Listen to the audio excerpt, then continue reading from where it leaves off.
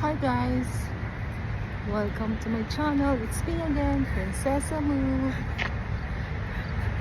So, ito na nga.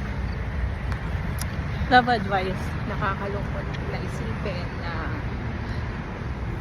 na parang madalas talaga sa buhay ng tao dumadaan yung mga pagsubok. Sa love.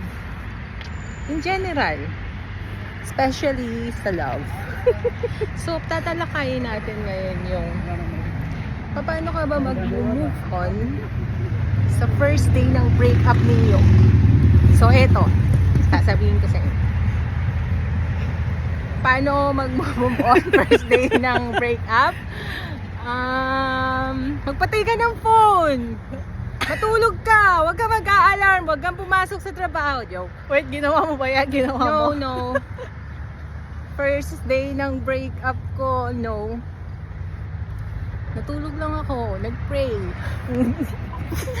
I pray to God na, Lord, sana panaginip lang lahat ng ito. Na Lord, sana hindi totoo na nangyari yon. Na Lord, sana hindi nangyari. And then, ayun, pagkagising ko, kami ulit. Kami ulit. Nangyari pala talaga. So, nangyari, pero after nun, kami ulit. Anong tawag doon? Ang tawag doon is marupok.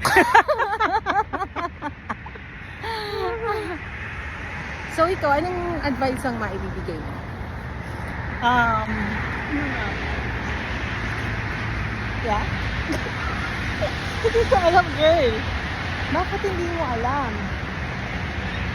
We are here to advise them. Ang advice ko, huwag kayong makikinig kay Princess. Bakit?